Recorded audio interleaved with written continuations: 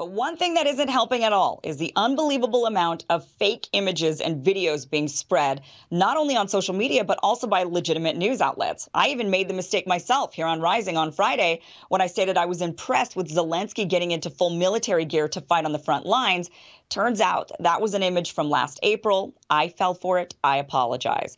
Unfortunately, I'm not alone in falling for it. Bild, a political news outlet in Germany, shared a video of what looked to be a horrific bombing by the Russians in Kiev during one of their broadcasts. But it turns out the footage was from a 2015 chemical explosion in Tianjin, China.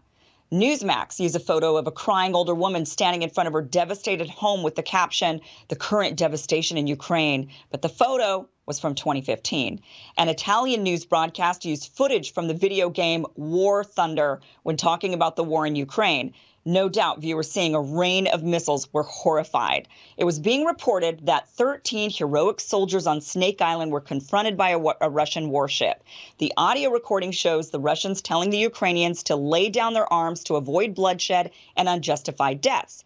The Ukrainians are infamously heard saying, "Russian warship, go F yourself." It was then reported they fought valiantly until they were all killed by the Russians. President Zelensky even announced he would posthumously award the men medals of valor. Well, it turns out whomever claimed they had died was mistaken. Instead, the Ukrainian border guard disputed whether anyone was killed, and shortly after, video footage emerged of the Russians giving food and water to the 82 men, not 13, from Snake Island, who were then being transferred to Crimea. Some of the soldiers have now given interviews saying if the Russians wanted to bury him, they would have, and now they instead will go home to their families. Another shocking video was of a tank swerving in the street and running over a civilian car. Totally shocking video, jaw-dropping. But thank goodness the person actually survived this crushing experience.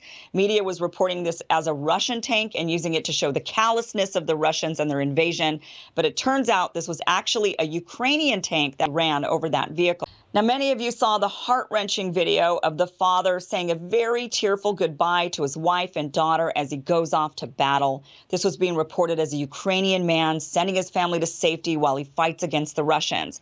Well, the man is Ukrainian, sort of, I suppose. He's one of the rebels in the Donetsk People's Republic. He was sending his family to Russia for safety while he stayed behind to fight Ukrainian forces. The original video was posted by the mayor of his town several days before the Russians invaded Ukraine. And of course, I can't leave out the ghost of Kiev. There's footage of a fighter pilot downing several Russian jets. The video, of course, went viral with millions of views. The claims are this pilot took down 6 Russian jets in one day. But now, by the way, that number's jumped up to 10 Russian jets being taken down. Now, a fighter pilot who takes down 5 planes throughout the course of their entire career is called an ace. So to have 6 in one day or even 10 in one week is incredible. It's actually unbelievable, in fact. And it turns out the footage is from a video game called Digital Combat Simulator. But even with this video being debunked, the former Ukrainian president, Poroshenko, is tweeting that it's real and even shared a masked photo of the pilot. And there's a lot of wild claims going around of who the pilot is. There's a lot of talk that maybe the pilot's even a woman. And of course, it turns out that that photo there is actually an old photo that's recirculated. Now, the list of this fake news or fake videos and images just is endless on social media, totally endless. I could not possibly list all of them.